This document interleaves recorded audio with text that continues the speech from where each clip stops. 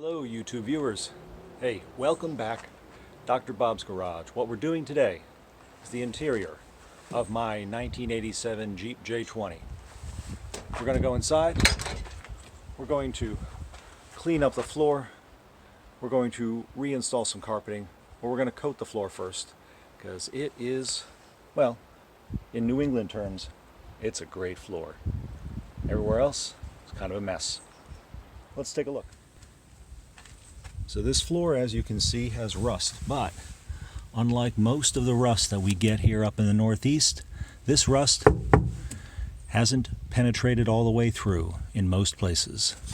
In most places, it's still pretty solid. There's a couple of spots where it's kind of thin, probably needs replacing, but for now, I'm going to grind off the loose rust, coat it with POR-15, get new weather stripping, which is on its way from BJ's full-size Jeep parts.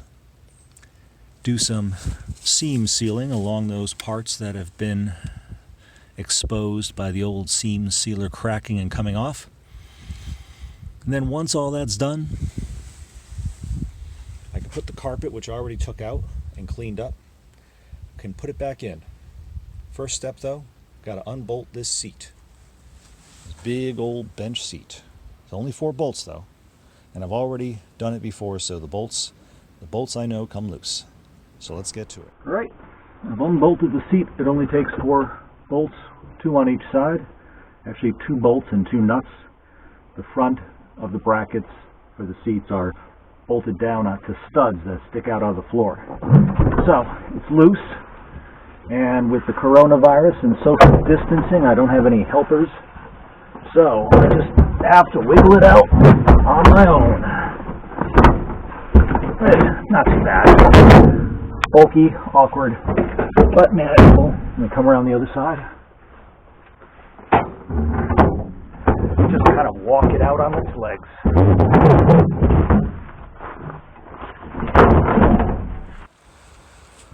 All right, with the seat out, we can look a little closer at what we've got. You see all this surface rust?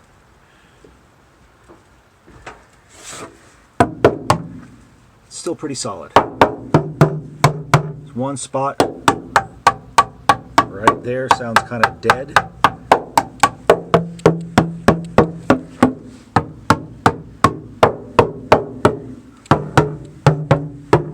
Usually up northeast here in the Rust Belt, these things are rusted through from this little lip for the door seal all the way to the middle. As water gets in through the door seals, they get all soft and rusted themselves. And it gets in here and does a job on the floors. We envy you guys out in the Pacific Northwest and the dry Southwest who don't have to deal with that. So what's the solution? Well, I'm going to get the angle grinder with a wire wheel and clean it all out. Since we're putting on POR, it can go over rust, but you don't want any loose rust, you don't want any layers of rust. So anything that might come off, you want to take off. All right, let's get to that. All right, see, I've got my N95 dust mask on. It's an old one, a dirty one, that I was using well before the coronavirus hit and shortages of these masks became a problem. So you want to keep from breathing the stuff that you're going to grind up off the floor. A mask is a great idea to do it. You also want to protect your eyes. Lots of stuff's going to come flying. And you want to get this electrical wire out of the way. Luckily, on a pickup, there's only one connector. Grand Wagoneer, they got a bunch of them. Done a Wagoneer before. There's a big flat cable going across the floor. Not a lot of fun. But you do what you do. After I clean this out, I'm going to come over it with a degreaser. Yep. Lots of rust. And new door seals on the way. Supposed to be here tomorrow. Means I can get rid of these old ones. Alright, cover your ears.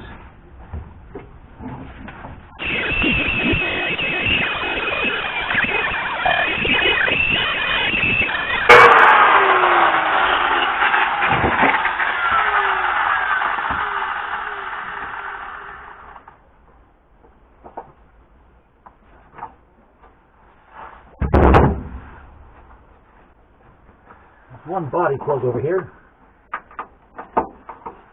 Want to pull that out, put it to the side, grind around that hole.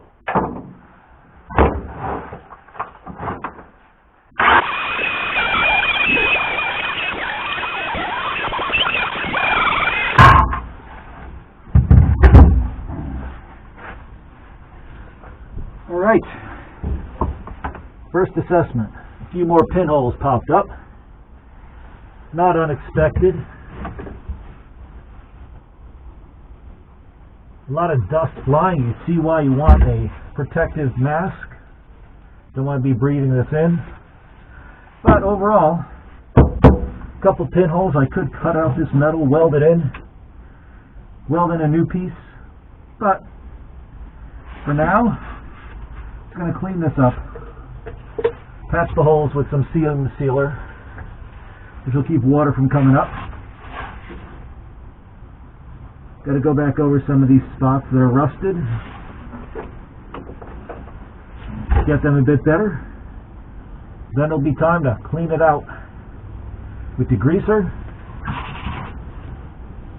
After I vacuum it up.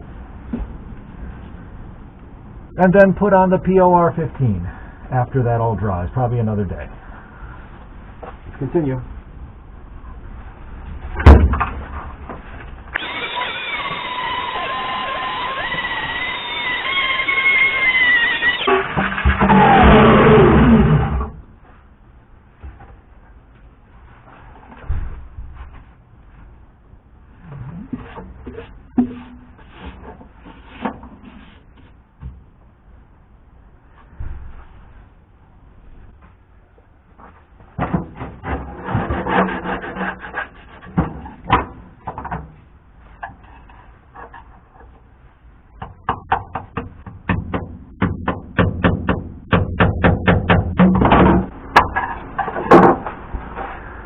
Alright, what I'm doing here is pulling up the seam sealer, especially in this corner over here where three panels meet.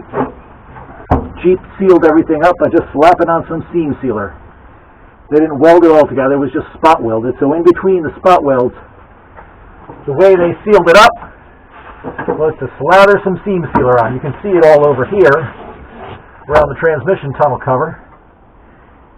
This is a problem spot because water does get underneath and start rusting it out.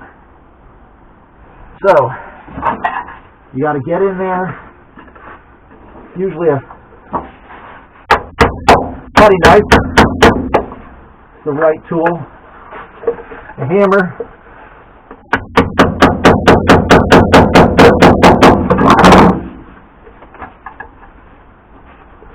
and just pry it out of there. There we go. Look at the size of that chunk. You see that? That is a big, thick piece of seam sealer.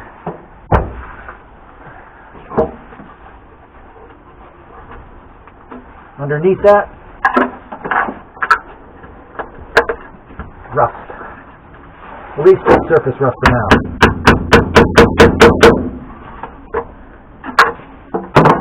Not too much of it.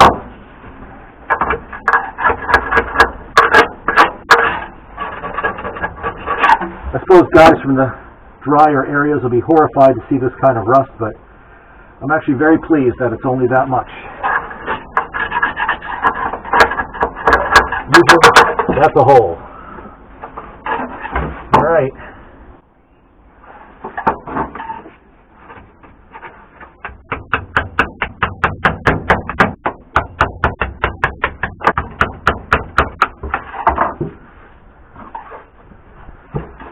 show you some close-ups of what I mean by the seam sealer. It's this kind of putty-like material that the factory slathers over the joints, sealing up the seams, hence the name. This little spot right down in the corner, where this panel, and this panel all come together, is a place for water to collect and rust to start. And it's started, but it's not bad. Like I said, usually that's where things start to rust out. And you have to decide how much of the seam seal you're going to take up.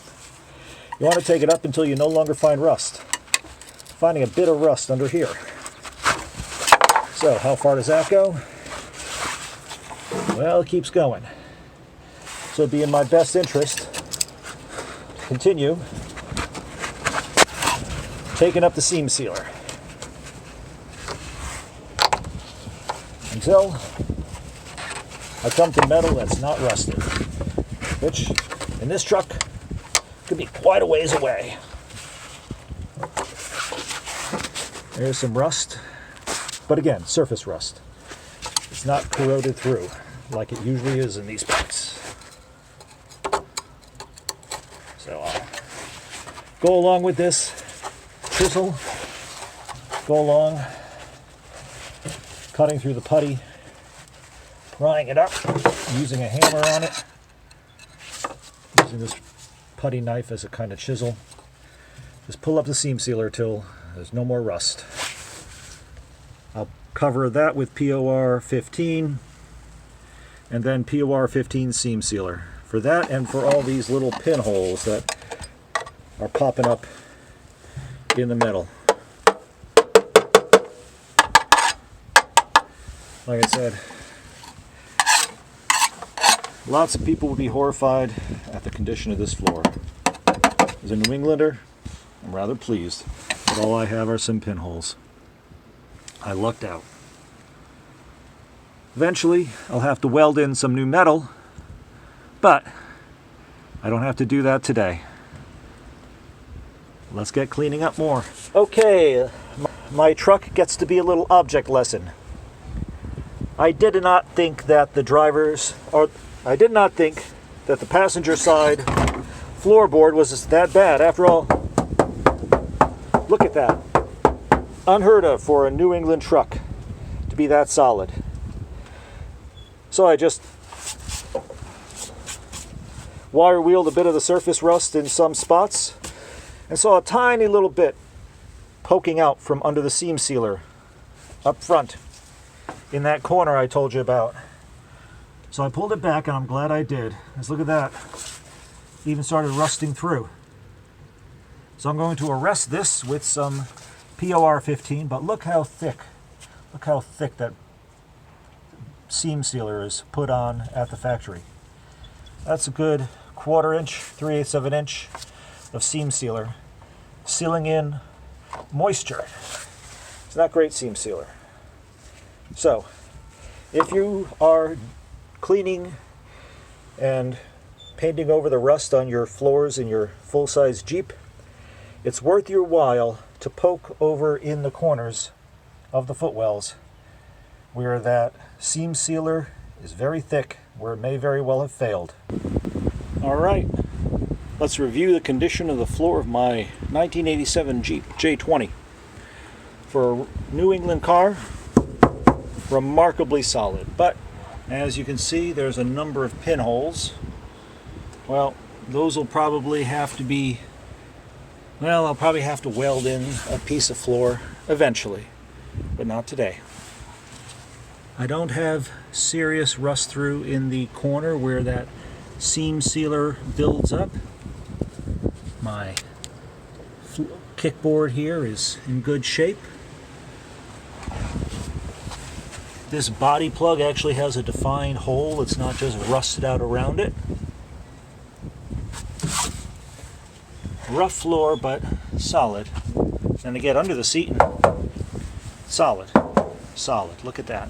This little seam on which the weather stripping grabs, frequently that gets rusted away entirely. The only spot of the seam that's at all dodgy is this little bit on the kick up here, right in the door jamb. The strangest thing is this crack that goes along the back of the floor. I've got a crack going from here to there, and a little piece of very soft metal. So that'll have to be replaced over here. This seam probably can be welded up. This piece, this cross brace here, probably drill the spot welds out on it and redo it later on, because that is just laid on top of there, sitting on top. It's welded at a few points, but not many. So that's in the way of fixing that crack, so I might pull that off. But my seat belts came out without too much of a fight. The cross brace there, it's solid. Let's go look at the other side. That is one of the best New England floors I've ever seen. As I know, that little seam in the corner, the seam sealer, trapped some moisture which rusted there. That'll have to be welded up, but I don't have to replace that floor at all. Not even major surface corrosion, just a few spots here and there. In the back, right inside the cab corner, surface rust, but it's pretty solid. And even the side that has the crack, surface rust, that's down in there, actually solid. Little poke or puncture there on the body where the rocker panel meets the cab corner.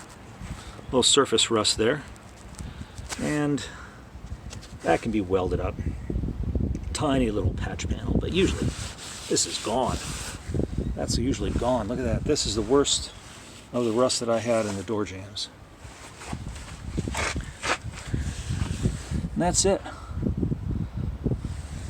So I vacuumed it all out. Now it is time to scrub it. Scrub it down, dry it out. When it's thoroughly dry, put on that coat of POR-15.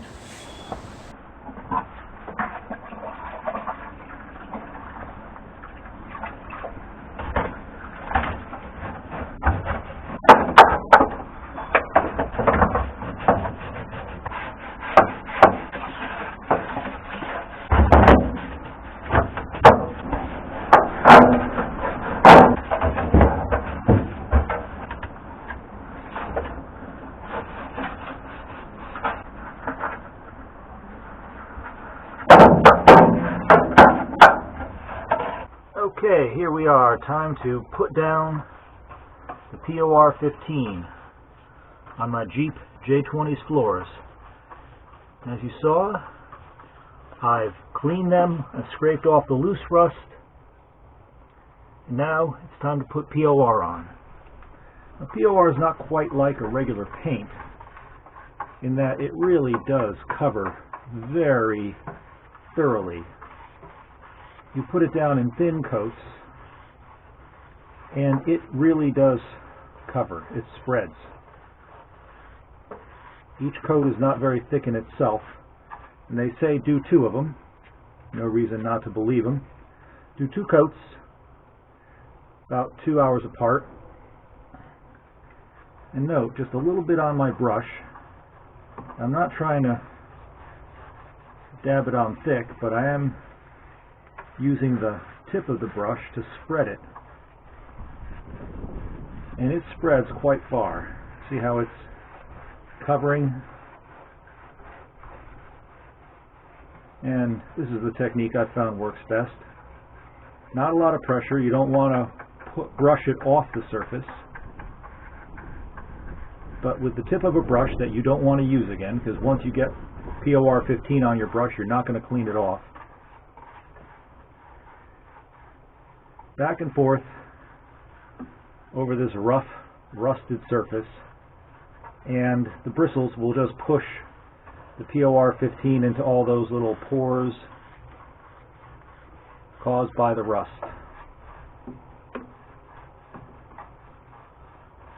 So, I'm going to do this over the whole floor. You see how well that little bit that I put on the brush covers all this surface area. You don't want to brush it on thick. Just want to go back and forth, using it very sparingly, and it will cover just fine. Especially on a surface like this, which has all these irregularities. Especially on a rusty surface. The only thing it really doesn't stick well to is a clean, bare metal surface. So, I'm going to do more of this. You don't have to see all the details. Come back, and I'll show you what it looks like when it's all done. Okay, quick look over of the completed floor.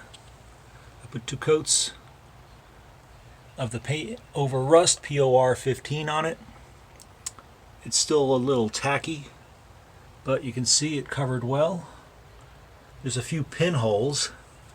I'm going to use the seam sealer that POR makes. You can see one of those pinholes right there. That's a screw hole for the sill trim. There's a few of them around, but for my purposes I'll just cover them over with the seam sealer, and that'll keep my cabin watertight. I also was able to get down in the corner, the cab corner, and got that at least something of a coat.